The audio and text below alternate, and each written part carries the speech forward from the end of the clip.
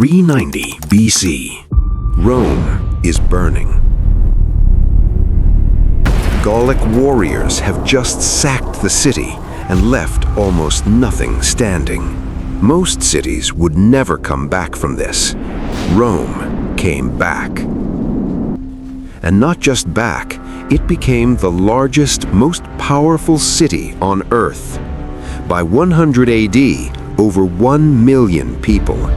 Marble temples, underground arenas, water systems that still work today. Using AI reconstruction tools built from historical records, ancient texts, and real archaeology, we're going back, all the way to 100 AD. Let's walk through it. 70 million people, 3 continents, 1 empire, all of it controlled from here.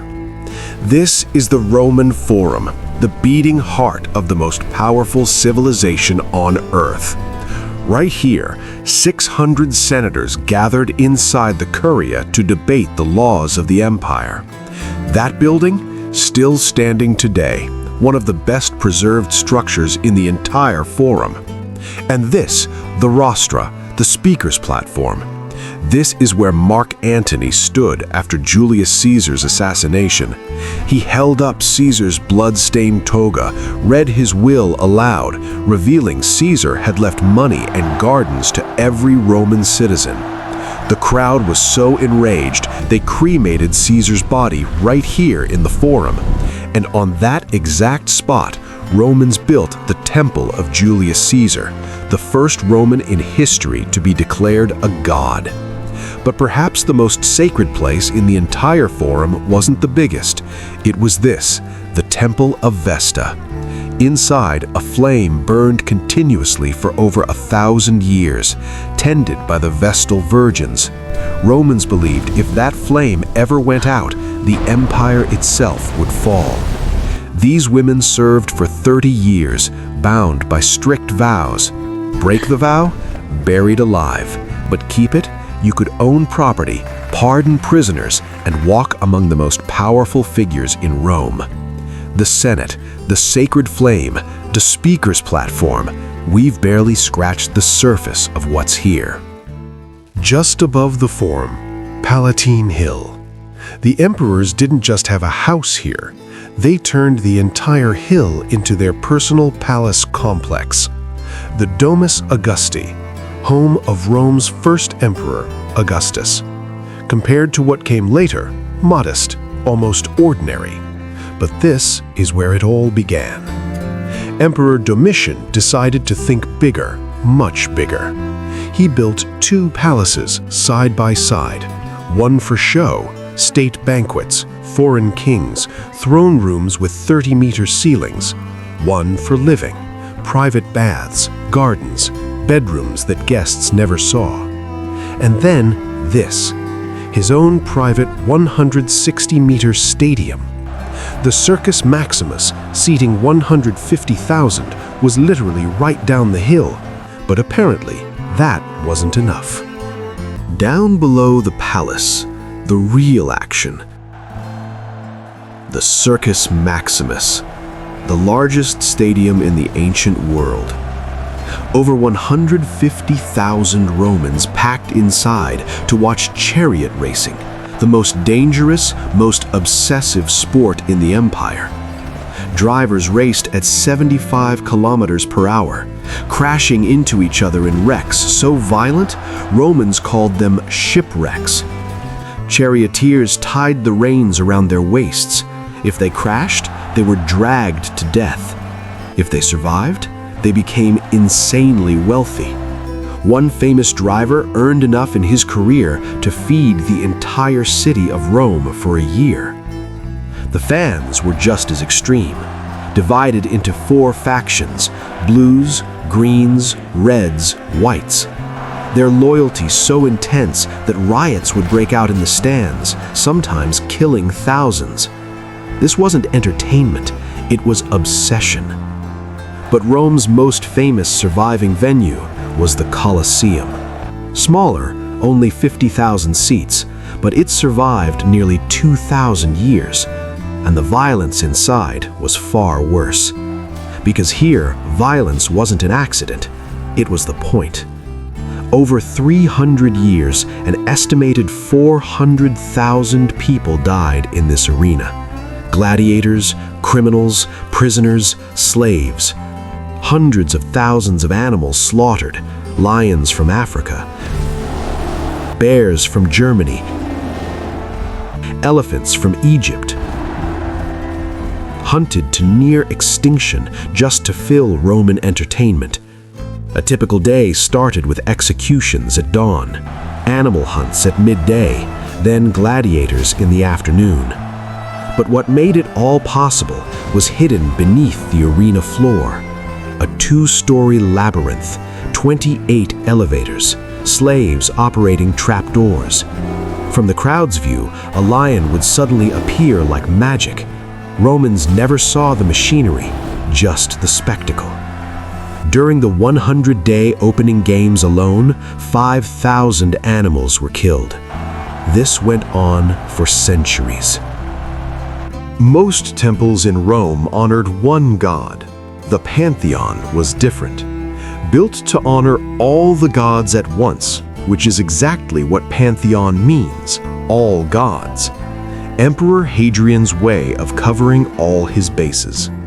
The concrete dome spans 43 meters across, with no internal supports. Just a single 9-meter opening at the top, the oculus. When it rains, water enters through the oculus, and the floor's hidden drainage system handles it perfectly. When the sun shines, it creates a moving beam of light, a natural clock built into the architecture. Today, you can walk inside and stand beneath the same dome that Romans stood under 1,900 years ago. Still standing, still perfect, no cracks, no failures.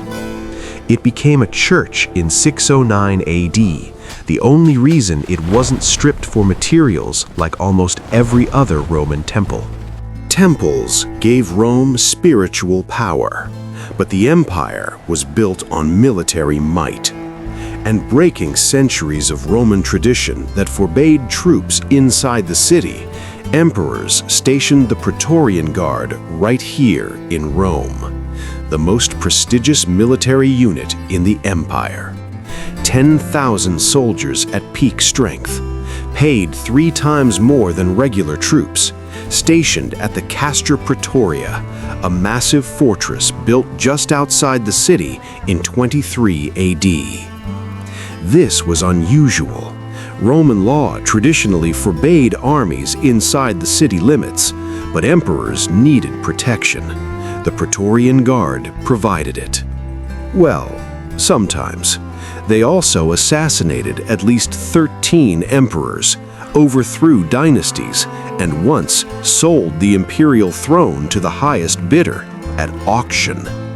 How could you spot a Praetorian in a crowd? That red horsehair crest running side to side across the helmet, not front to back like regular soldiers, immediately identified him as elite guard. The silver scale armor, the shoulder plates, the red oval shield decorated with scorpions, stars, and moons, the Praetorian symbol.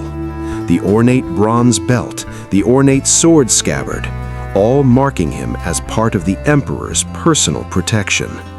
But in reality, their appearance varied dramatically. On campaign, standard legionary gear. Patrolling Rome, often just civilian dress. At state functions, this ornate version. Context was everything. While emperors worried about their bodyguards, ordinary Romans depended on something far more vital: the aqueducts. By 100 AD, Rome had 11 major aqueducts operating simultaneously, carrying fresh water from mountain springs 50 to 90 kilometers away, using nothing but gravity, no pumps, no electricity, just pure engineering. The Aqua Claudia alone stone arches rising 27 meters high. That's about as tall as a 9-story building, carrying fresh water on top. Romans walking beneath these arches every day could look up and see one of the greatest engineering achievements in human history, just casually delivering fresh water over their heads.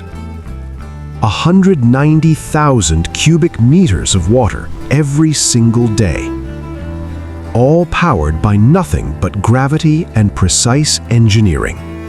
Sections of these aqueducts still stand today, nearly 2,000 years later. But Rome wasn't just emperors and arenas. It was a living, breathing city of over 1 million people. Picture this. You're a regular Roman, a shopkeeper, a craftsman. You wake up in an insula, a multi-story apartment building packed with families just like yours. About 90% of Romans lived in these, 5 or 6 stories high, built cheaply with wood and brick. Here's the twist. The higher up you lived, the cheaper the rent, but also no running water, no kitchen, and if fire broke out, you were climbing down narrow stairs in a burning building. Collapses happened so often that emperors eventually passed laws limiting how tall these buildings could be. Every morning, you'd head somewhere like Trajan's Market to start your day. Over 150 shops spread across multiple levels. Imported spices from the east, fresh fish from the coast, wine, olive oil, fabrics, pottery. The economy of an empire humming away in one massive building. And after a long day, one place every Roman wanted to go, the public baths. The baths of Trajan covered over 11 hectares, holding thousands at once. Hot bath, warm room, cold plunge, gymnasium, libraries, shops, and corners where all the real conversations happened. Entry cost almost nothing, just a small coin, so everyone came. Slaves, merchants, senators. Inside the baths, for a few hours, everyone was equal. 1 million people, one city. Rome was the first to do it, and to make it work, they had to invent the modern city. Apartment buildings that housed 90% of the population, the world's first high-rises, aqueducts stretching 90 kilometers, delivering 190,000 cubic meters of fresh water every day, powered by nothing but gravity. A shopping complex with 150 shops across multiple floors, ancient Rome's shopping mall. Stadiums holding over 200,000 people combined. Public baths where slaves and senators bathed side by side. The Pantheon's concrete dome, still standing after 1,900 years, remains the largest unreinforced concrete dome ever built. Rome didn't just build a city, they answered a question nobody else could answer. How do you make 1 million people in one place actually work? Fast forward 2,000 years, New York, London, Tokyo, Shanghai, apartment buildings, same concept as the insula. Sports stadiums, Colosseum design, just bigger. Concrete, still based on their chemistry. We've evolved the technology, but the foundation, that's still Rome. We've just been building on their blueprint ever since. If Rome left you amazed, there's a lot more coming. Drop in the comments, which ancient civilization should we reconstruct next? Hit subscribe because you do not want to miss this one. See you in the next era.